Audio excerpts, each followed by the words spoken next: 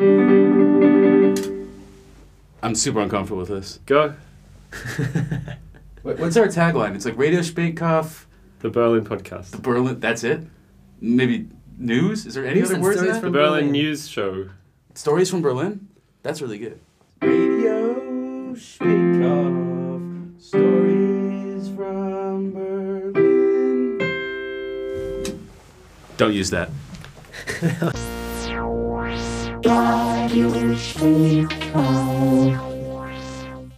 Welcome to Radio Spätkopf, the Berlin podcast with news and stories from our beloved city. I'm your host, Yuri. How's it going, Dan? I am excellent. I've had a fantastic couple of weeks. Last night, I had a bus driver pick me up, but between stops, which is the most magical experience that's ever happened in my entire life. Pick you up between stops. Yeah, it was like a Ersatzverkehr at night, and I couldn't find the thing, and he saw me running around in panic. He just pulled over, opened the door, and I jumped on. And he acted like he just the same stone-faced look of a bus driver, despite the fact that he was behaving like an angel. He didn't smile or anything? No, he didn't. He refused to acknowledge that something natural just happened. It was terrifying. I'm Joel, by the way. Oh yeah, hi Joel. Yeah, how were you the last couple of weeks? I've been great, but just picking up on that, Daniel, was this a night bus by any chance? I think it was technically I don't know. It was where the U6 is broken, so I don't know if it was an Ersatzverkehr running late or a night bus. I think there might be different rules about when they're allowed to pick up people on night buses and when they can drop them off. Ooh. Because they're certainly strict during the day. I've had a bus driver at the stop. The stop also happened to be at a red light, and he had closed the doors of the bus, but was at a red light, and the bus had not moved an inch, and refused to reopen the doors when I approached, even though the bus was sitting there at a red light. I think that's called an asshole. Yeah, I mean, I don't like the idea that the night bus runs by different rules, because that would imply that this wasn't a magical experience that I was. He did it for one more guy too. Pulled around the corner and saw some other poor stranded loser about to have a horrible evening, and picked him up too. Well, if the other guy was an asshole, then this man sounds like an angel. Yeah. I think you experienced the kindness of strangers. Ah, yes, it was an Ersatzverkehr named Desire. No, definitely not a Berliner Schnauzer experience. No. What are we coming up on the show, Yuri? Well, the first news item will be the Linke, the left, with Thanks. Just for the listeners, he looked at me to translate Linke. I did. Well, they have proposed an idea for a thing they call the Öffi flat rate, Öffi being short for öffentlicher Nahverkehr, which means public transport, Daniel. Mm-hmm. And their idea is that every Berliner should pay 30 euros a month and for that get their ticket for the month for BVG and S-Bahn, regardless of whether they're using the services or not. Wow, that's pretty radical. So everyone pays 30 euros and everyone gets to use the U-Bahn. That's right. I think their idea is to encourage less car use and more public transport use for those people who pay without really using it. Isn't that basically how all the public services work? You don't wait. The firemen don't come up and be Fahrschein bitte. It's just we're all paying for a fire department. I don't know, right? I mean, isn't that the roads, the police, the fire, the garbage? We're not paying for any of those every time we use it. Well, if you were to, that would be pretty much the neoliberal dream. They do want to separate all the different services out so that they are individually paid for, so they can basically whittle them away. So, yeah, I agree that all these things are public services and they should just be taxed. That's what tax is for, right? Yes, you pay your exactly. taxes, you get your services. Right. I guess this is sort of like the GEZ, isn't it? Ooh. Maybe we can abolish the TV tax. The TV tax, yes. And instead install the public transport tax. But the public transport tax is, you're saying $30 a month? That's what for 3 million people? That's more three than and a half. 3.5? That's TV tax is 18 euros. So it's actually, I mean, in terms of value for money, I'd much rather pay $30 for public transport than 18 for TV that I don't watch. Now, I of course pay my TV tax, but is it 18 a month? It's 18 a month. Oh my God. It went up, of course. I mean, I of course pay it every month or whatever, but I thought that was every 18 a year. And I was like, why do people complain about this? But that's really awful. And what do you get for that? You get terrible TV that we can't even watch or listen to. Right? You get to watch the Tatort every Sunday. Yeah, great, yeah. So 30 a month. So this is the proposal from Die Linke. The Die Linke, however, are not in Parliament or not in power. Oh, they're in Parliament. They have about 9% at the moment or something. I'm sorry, I meant them to say they're not in power in Parliament. No, but this is going to be part of their campaign for 2016. I think the next elections are. They're bad at politics.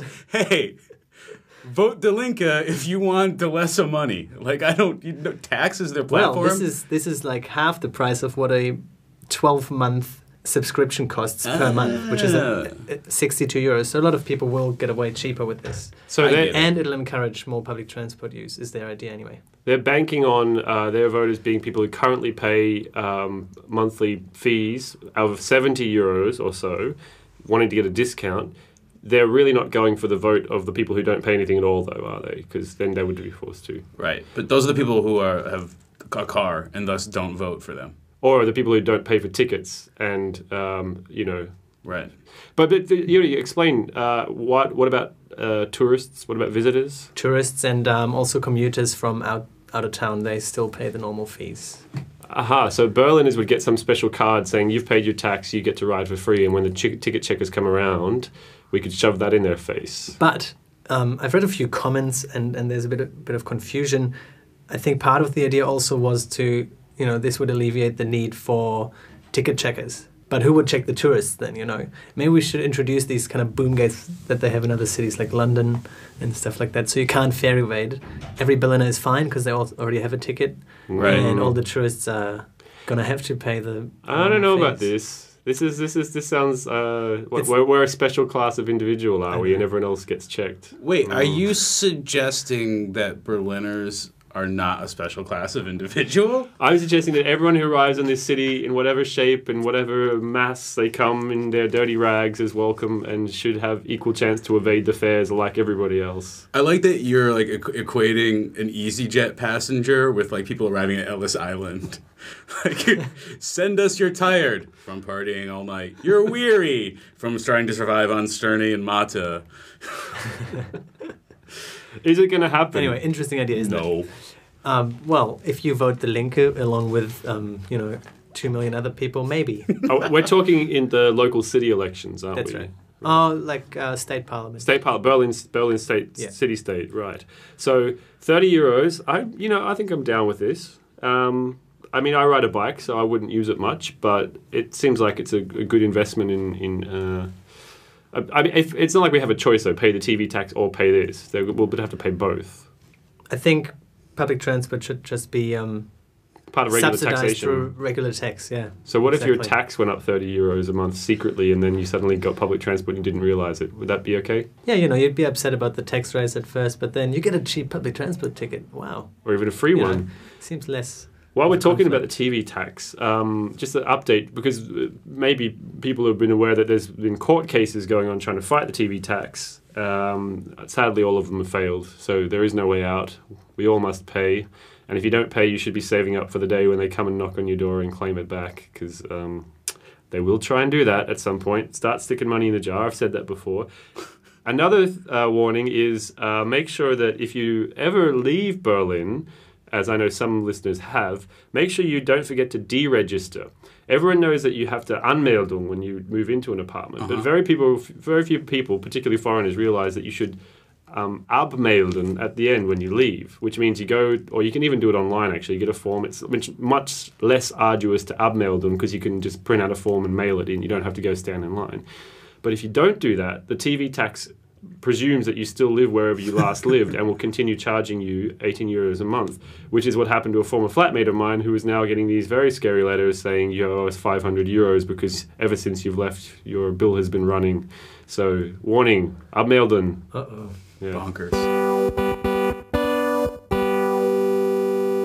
On public transport news, Yuri, the BVG has made its first ever profit. Wow. First ever. Yeah. Well, since How's that? 46, I'm sorry. The company that runs the U-Bahns and trams has recently announced that it earned 7.4 million last year, in the last financial year. They did their annual report, which is the first time it's made a profit since basically the war. And they're putting that down to an increase in passengers. The number of passengers went up from 947 million journeys in 2013 up to 978 million journeys. The ticket price has also gone up. They earn an extra 33 million in the same year from tickets. Of course, this means that the company's been making a loss, since the past 70 years almost. So this is only possible because the company is owned by the city of Berlin. The city of Berlin doesn't care that it's been making a loss, and it's been funding that money, from taxes basically to keep the whole company going. So what's going to happen with the 7.4 million now? They're going to spend it on improving carriages and planning new U-Bahn lines and things like that. They are talking about new U-Bahn lines. Where? The one that's being mooted at the moment would go from Warschaustrasse to Ostkreuz. That's right, I've heard that. Yeah, it would run basically, I only imagine it would run alongside the S-Bahn tracks.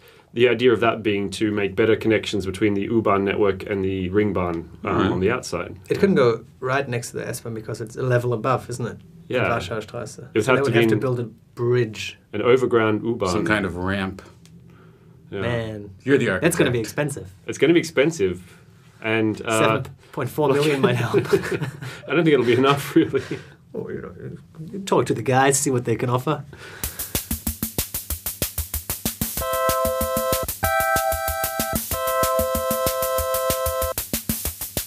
Someone, it seems, has set fire to some bikes in Neukölln. We're very used to hearing about cars being set on fire here in Berlin, or at least that was a few years ago. It used to be a regular occurrence. It was a bit of a tactic used by anti-gentrification activists to scare away investors from certain neighborhoods. It hasn't happened so much lately, but now bicycles are being burnt as well. This week... Do you hear that? How come... Is there a door that's not shut or something? I think maybe there is. Oh, it's getting louder. Oh, it's coming in. It's here. It's upon us.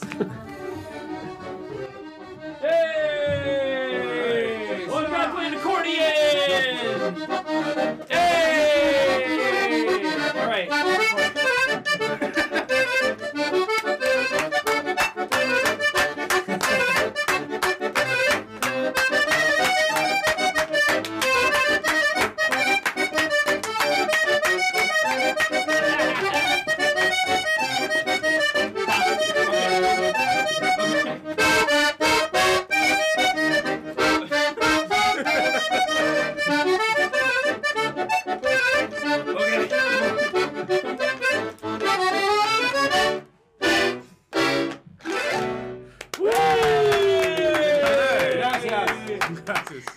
What's your name?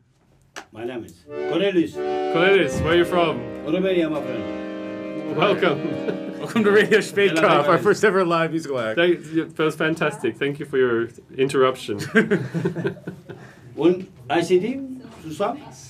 A CD? Yeah? I don't think I have a device to play a CD on, but thank you anyway. No. No CD player. Okay.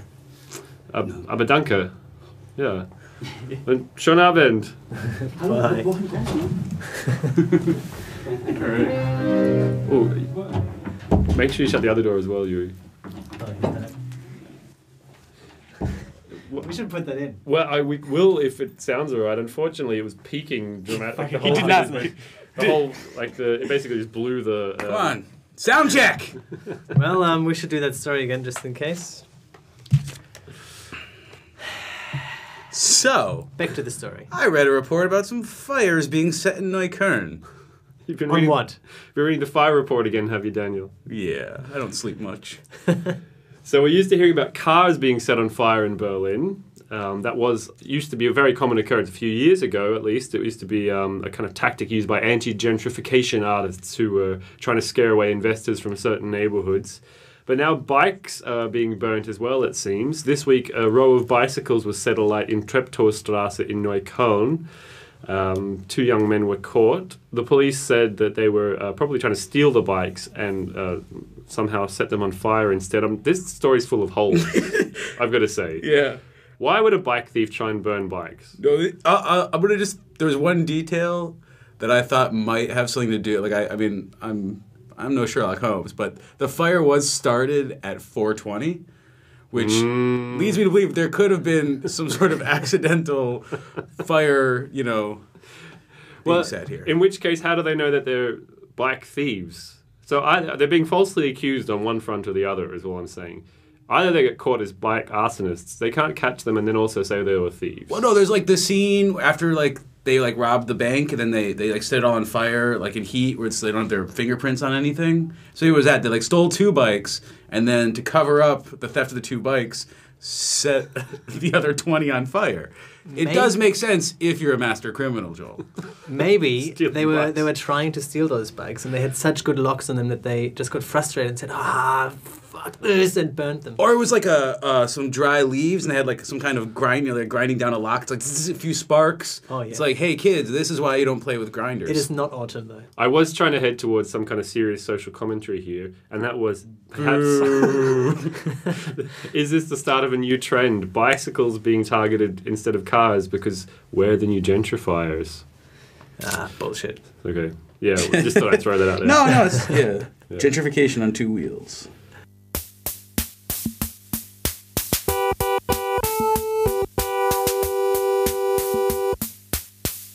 Talking of bicycles, that's a nice segue. No, a Segway is not a bicycle, actually. It's a sort of a 2-wheel gyroscope device for profiling nerds. Yeah, Sorry, go ahead with the news. Anyway, Berlin has dropped on the list of the cycle-friendly index. So this is called the Copenhagenize Index. Not sure where the I's bit comes on the end there, but that's what it's called. It's a ranking of cities around the world and according to how good their cycle infrastructure is.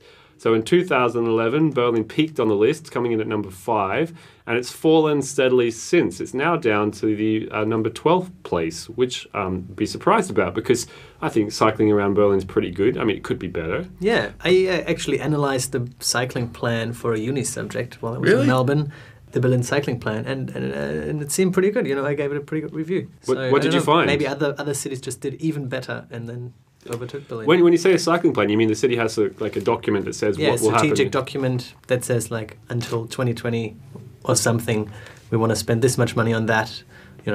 Build new bicycle lanes, build new bike parking facilities, etc. Well, here's what the criticism was from the people who prepared the Copenhagenize Index. There is still an insistence for Berlin to invest in old-fashioned car infrastructure, particularly outside the city. For a fraction of the price, the city could upgrade the bicycle infrastructure and create much-needed uniformity in the network. Traffic calming is on the agenda, but Berlin should look to Paris and Barcelona for inspiration on this front. And more bike racks, please. I will agree with the last point. Yes. Wait, that was part of the official Copenhagenize report and more bike racks, please? It was a rather informal report. Who wrote this? It was written for the masses. Okay. Yeah. But More bike racks, agreed. I've actually found myself in a pickle a few times now because I don't have a bike stand, so I need to lock to something that supports my bike. Mm-hmm. And it's kind of hard to find sometimes, especially going to events. And My biggest gripe is about the newish mall that was constructed halfway down Karl-Marx-Strasse 3 years ago now, but it's still newish. And somehow this thing got approval to be built without a single bike rack in front. And now whenever you go, it's just a footpath cluttered with people trying to lean their bikes against the windows and against anything they can find. How did the city planners not think that we should have bike racks on this building? In any case, so wait, who got number 1 in the Copenhagenize report? Would you guess Copenhagen? Oh, see, this is all suspect now. I do think maybe the city of Copenhagen is pushing an agenda here. But number 2 is Amsterdam, and apparently Amsterdam has been pretty high on the ranks as well. So there's actually only 20 cities on this list, and cities can fall off it. So to be on the list at all is actually a good thing. So Munich or München, for example, used to be on the list but fell off this year. And there's not a single British city in the entire list on the top 20. any Americans? There's one American city, Minneapolis, Oh. scraped into number 18. Yeah, I would have And thought Portland. We used to be ranked as a better bikeable city than Minneapolis. but they've really stepped up their game. They have. But and there's also not a single Australian city on that list either. No I'm great not surprised. No. How did you find cycling around Melbourne? You've given us your public transport review of Melbourne on a previous episode. Give us your cycling review. I have an opinion, actually, and that is cycling there is a different thing to here. You know, here you pick up a bicycle from anywhere between 30 and maybe 300 euros, and you just use it to get where you want to go in your normal street clothes. In Melbourne, you see like 70% of the people on bicycles riding in full-on Lycra with Right. race bikes that cost thousands of dollars and competing much more with cars as well than here. Although, you know, I'm always on the street with my bike competing with the cars.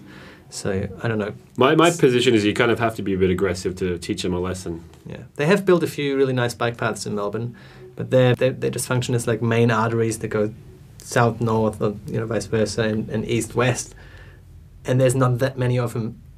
Better than nothing, but still, it's not a very tight knit web there. And the drivers certainly aren't as tamed by the bicycles as they are here, are they? I mean, speaking as someone who's been hospitalised twice in Australia from being hit by cars, so yes, and no times here, thankfully.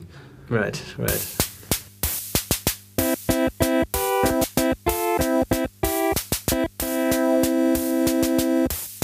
If you're a keen botanist around Berlin, you might be very worried to hear that there are caterpillars of death killing the trees of the city. Isn't that right, Yuri? Well, allegedly. Not until these caterpillars have been proven guilty in a court of law. The jury is still out. No, the jury's come back, and all right, I'll tell you all about it. If you live in Neukölln anyway, I don't know really about the rest of Berlin, but in Neukölln, especially around Hasenheide. When was the last time you left Neukölln? And yesterday. Okay, sorry. I should have paid more attention to the greenery around, but I think it's definitely centered in Neukölln, and Hasenheide and a few other parks around, like Thomashöhe, Körner Park, and the like. You might have noticed these trees that are totally spun in with webs. It looks super eerie, like something out of a horror alien movie, something. And, I looked up close and it looks pretty fucking gross. But the trees are covered in webs. Yes, every single leaf is covered in web, like the whole tree, everything covered in little pods and webby structures. And the word on the street is that these caterpillars, these are caterpillars, not spiders, mind you. These caterpillars are actually dangerous to humans, and their burn hairs can seriously harm your breathing ways, and also if you get them stuck in your skin, they're poisonous, so you get little bumps and stuff. But that is because they were mistaken as the Eichenprozessionsspinner, which I looked it up. In English, that is the oak processionary moth, which is dangerous to humans. The oak processionary moth. Yeah. Good old. Yeah. But it's not that one. It is the totally harmless to humans ermine moth. So someone made a false early diagnosis, freaked everyone out, emptied the parks, but This is just street rumors, And the other rumor was rogue entomologists. Exactly. The other rumor was that the trees actually suffocate from these little caterpillars, close in the buds and kill the tree. But the truth is that in about a couple of weeks, the caterpillars will leave the cocoons and hatch into little moths, and then the tree will just come back to life. So in fact, this is not something to run away from, it is something to race to see, because it will soon be gone. That's right. And also look out for little grey, white. The front wings are white with black dots, and the back wings are sort of grey. Little, maybe like up to 2.5 centimeters. If you see those around, you know where they came from. But little moths. Little moths, yeah. So the area is about to be full of disgusting little moths. Yes. Right. You might be bothered with your next barbecue. Who knows? Maybe they don't like meat.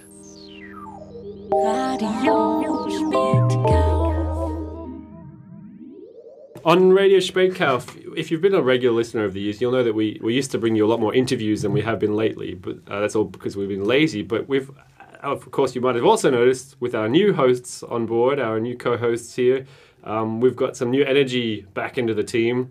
And productive Yuri, sitting across from me over there, has actually done the first interview of Radio Spreekkauf for the year.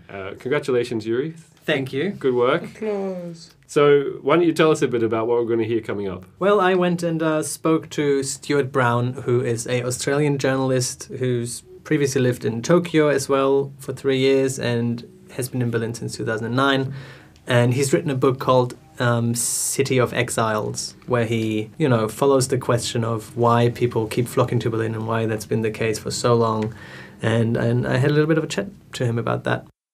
Okay, so I'm sitting here with Stuart Brown, who's just put out his book, City of Exiles, which you've been working how long on? Approximately 4 years. I started it in 2011.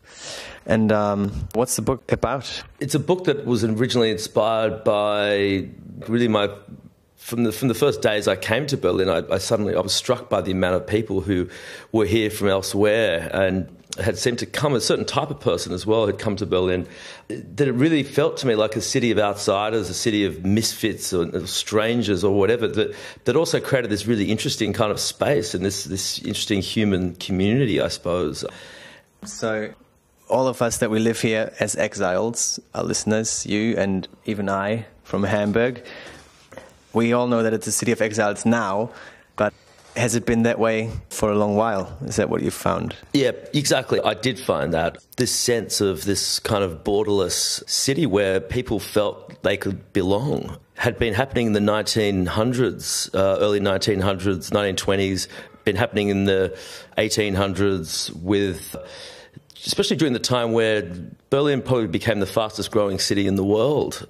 And it grew from a provincial city, particularly after the Franco-Prussian War, into this massive, what they call it, the largest tenement city in the world.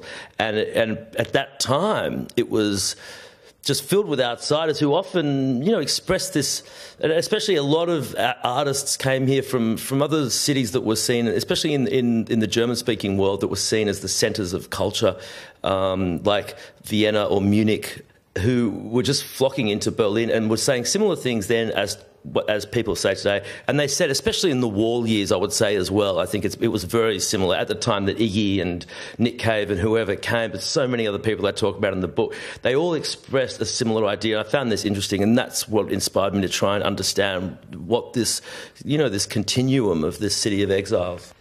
So how was Berlin able to sustain the spirit of exile throughout wars, division, different exoduses throughout time? How is it still so similar as it was maybe 200 years ago? Often I think it's almost a fluke of history, the city of exiles. These massive upheavals have in fact probably been the thing that have actually maintained it.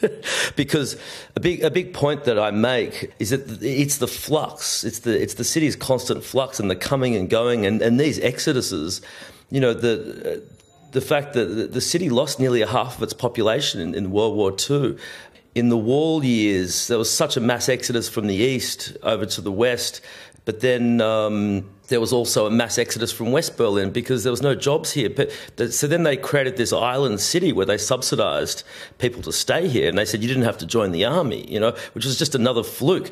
But as I said before, also when it was growing so rapidly up until the Weimar years, it really became the great metropolis of Central Europe and this real meeting point for so many different cultures. And it's continued to happen. And in the post-unification years, Berlin has become now like this incredible refuge, probably like it's never been before. So, in fact, this historical chaos has helped maintain the city of exiles, is what I argue. In your book, you talk a lot about the phenomenon of the Berliner Luft, so the Berlin air, which constitutes the sense of freedom that attracts exiles to the city. What makes up this sense of freedom, other than obviously cheap rents and raging parties? Well, I think that's obviously the question. I think a lot of us have been wondering and have tried to answer. And I think a lot of journalists have come here and looked at the city and have tried to make some simplistic generalizations that, hey, Berlin's a party town. Everyone's coming because it's cheap. Drugs are cheap. Nightclubs are cheap, and it's hedonistic. This was a myth about the 1920s as well. It was this city of sexually amorphous misfits who were all addicted to cocaine and were dancing naked on the table, and like Anita Berber, these kind of characters. That's not true? That was true, but that wasn't the only. That was the easy kind of way to sort of reduce, this very complex phenomenon, the Berlin Call or whatever it is. But what is it? And people have talked about it for a long time. For Iggy Pop, it was, he talked about the Berliner Luft. He's like, do you sense the intoxicating air? He said to a journalist once, there's something here. He said, I like to walk around. I just walk and walk and walk all day. And then he wrote the song The Passenger based on that sort of, his endless train rides about Berlin and his ability to just to be able to stop thinking and also to be himself, to be able to just have a drink at a pub. And a lot of famous people have come here like him, and obviously Bowie at that time, and have really revelled in their anonymity. Nobody cared that they were famous. And people took them at face value. And I think that's a bit of a metaphor for why people feel that they can come here and they can sort of let go of their baggage. Do you think that Berlin will lose its freedom and its exile spirit in the future, or will the fluke continue? No doubt there's been a lot of so-called gentrification, but it's not at the level that I've seen in Melbourne and Sydney or in London.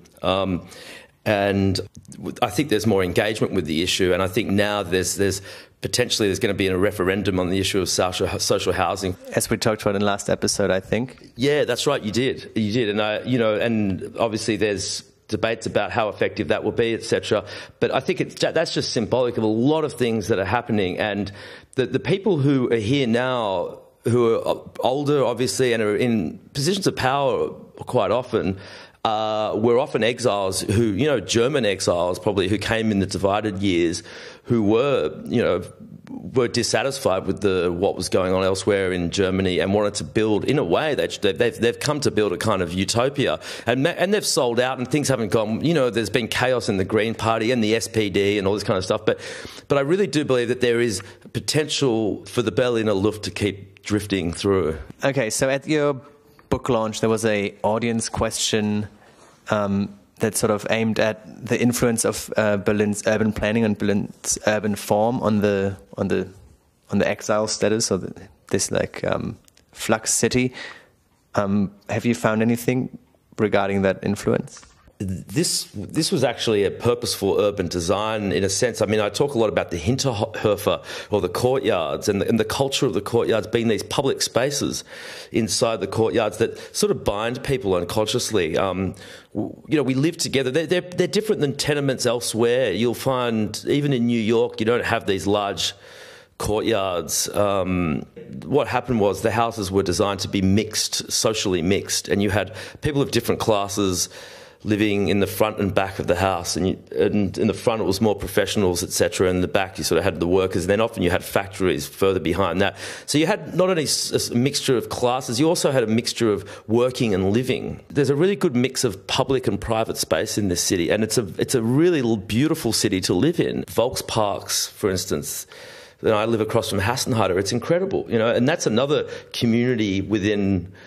That's a sort of microcosm, another village. I know everyone in that park, etc. So the squatters fought very hard to protect, especially Kreuzberg, the western side in the 80s, in the 70s and 80s, and then in the 90s over in the east.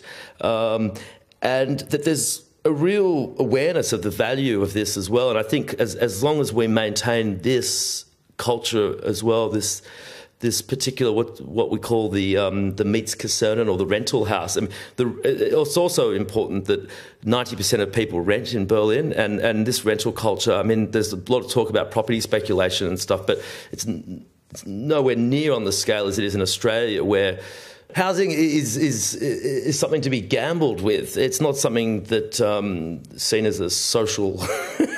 Doesn't have this kind of same social value as it has here. So it's a way to make money. Anyway, I mean, I notice these things a lot. Obviously, it's my subjective opinion, but I think read the book and you'll see that there's also a really great architectural background to this whole story of the City of Exiles. So Stuart's book, City of Exiles, is out on Noctua Press right now. If you would like a copy, head over to his website, stuartbrown.com, or one word. And have a look around for more info as well. Well, thanks for doing that interview. That was fun. Radio Spätkauf. You're listening to Radio Spätkauf with me, Joel, and Daniel and Yuri. And we're coming towards the end of the show. I want to recap on a story that we talked in depth about last time. In fact, I'm going to give you a little quiz, Daniel. What's the Mietspiegel? That's the pork mirror. The pork mirror. Yes. Last episode. Mirror, mirror on the wall. Last the episode we flashiest went. of them all. So the Mietspiegel is, of course, the index that sets the rent. Well, that's what we told you last time. It may no longer be true, however. So the update is that a Berlin court has made the whole rent price situation even more confusing than it was before. That's because the Mietspiegel, which is not actually a mirror at all, but it's a very fat document listing all the average rents in every area. It's basically what's used to decide what the average rent is, which is important because there's a new law saying you can't put the rent up by more than 10% of the average rent. So what is the average rent? The Mietspiegel tells you. That's been the case anyway for the past couple of years, or I don't know for how long, for a very long time I assume. But last month, a Berlin court made a decision that's thrown all of that into doubt. The court ruled that the Mietspiegel is in fact not a scientific way of determining the average rents. So it was hearing a case between a landlord and a renter. The landlord argued that the Mietspiegel had done a bad job of properly reflecting rent prices and it couldn't be depended upon. So basically the judge threw out the Mietspiegel as a means of determining average rents, and nobody's really sure what's going to happen. It basically means that now that there's a judgment, every landlord could go to court and claim that they also should get the same judgment. So it's a bit all up in the air. And there'll probably be appeals.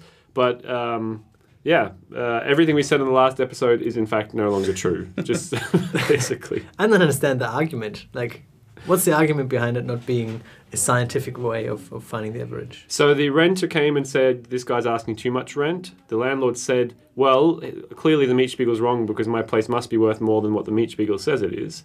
And the judge agreed and said, yeah, your place looks much nicer than whatever. And, maybe you want to know how the Mietspiegel's actually collected. The way it's collected is they send out letters, random letters to a certain number of households in a certain area and ask them, how much is your rent? And those people put that letter back in the post. I got one of these letters a few years ago, and I remember a friend telling me, make sure you write down a lower rent, far lower rent than you're actually paying. Right. I don't remember if I did that or not. It's got to, and I would assume that like a lot of people who are paying the lower rent are maybe less likely to fill out forms and send them back as well. Like that doesn't really reach out to like immigrant neighborhoods or people who have too busy. I don't know. Or who don't understand the letter that arrived in the post because they don't speak German. Perhaps. Yeah. So maybe the judge is right. Or maybe the Mietspiegel could be calculated differently.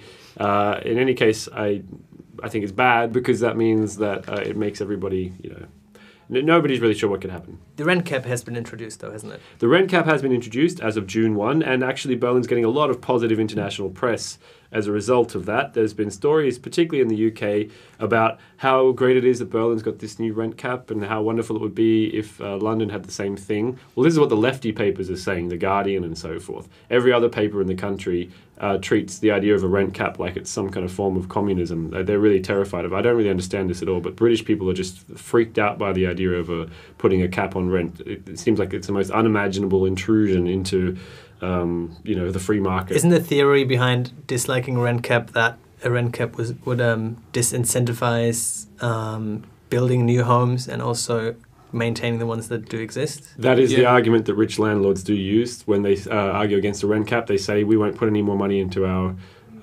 houses. We'll let them all rot. If it's not done, if the rent cap's done wrong, it can have a deleterious effect on some buildings or It has not worked in some situations, but it is of course a good thing because I don't want to pay more. I think we should make the rent cap secret though, because we really don't need like articles in the Guardian being like, oh no, rent's really cheap in Berlin, because the effect of that is going to outpace any cap that the government could put on. I think instead of relying on landlords to maintain houses and build new ones, maybe a bit of self-initiative is in order to build and to maintain your house, people should be enabled to take care of their own houses. Maybe you're referring to the way that a lot of Berlin was actually built, which was by groups who got together and built houses. They were very different economic conditions, though, back then. It was much cheaper to do so. The idea of pooling your resources is, I guess the background of this is that Yuri did a whole bunch of audio architectural tours for Radio Spätkauf, and we went and visited some neighborhoods that had been built precisely in this way. Maybe you... I'm not supposed to fix my apartment, am I? You're not suggesting that. No, it's like, if it's your place, you'll feel more inclined to look after it, to make it look nice. You're out of your maybe mind. invest a little bit. It's totally different to just having a landlord and you're like, oh, fuck. Oh, the okay, landlord, okay, okay. I'm not gonna fix this. Let the landlord do it. Wait, in your bizarre utopian world, am I fixing the thing I'm renting, or am I fixing a thing that's mine? Yeah, just the thing that's yours. I think. Okay, that makes a lot more sense. People should easier be able to have their own properties.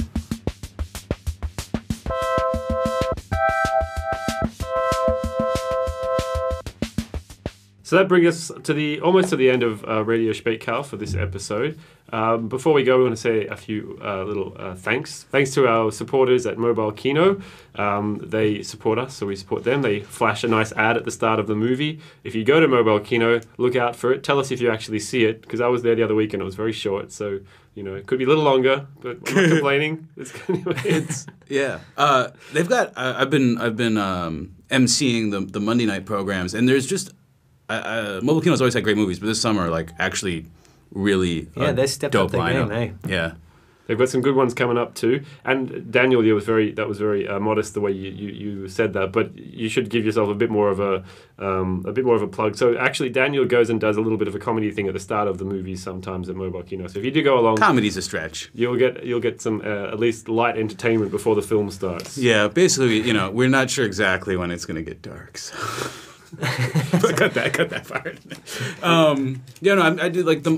This when does this Spätkauf gonna drop? Whenever we edit it. All right, I won't plug the next movie then, in case it's already happened. In case it's next week. Yeah.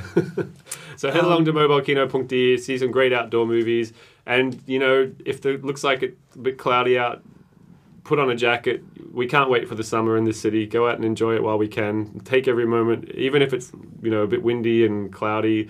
Seize the night. Yeah, don't watch movies on your laptop like some kind of loser. Also, thanks to our hosts here at Donau 115 in Donaustrasse, obviously. They've got events coming up for 48 Hours Neukölln, all 3 days, Friday, Saturday, Sunday, where they've got an art thing where kids design their own superheroes and real wrestlers will put on their designed costumes and actually fight at Donau 115. The 48 Hours Neukölln is on June 26, 27 and 28. I can guarantee you will have it edited by then. So. Okay, that's good.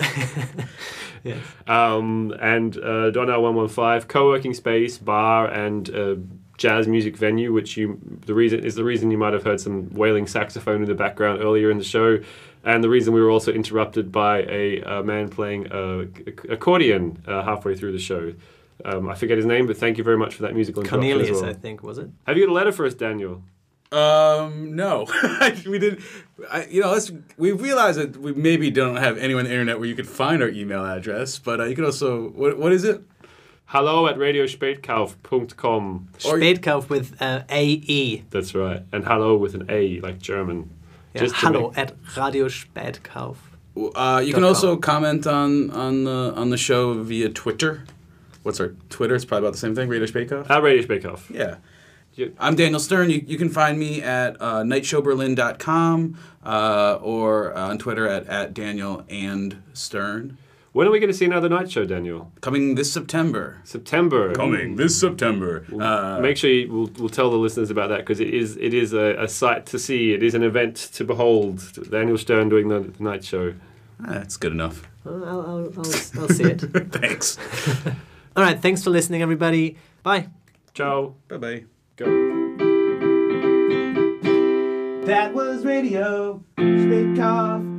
Now it's time to turn your radio off.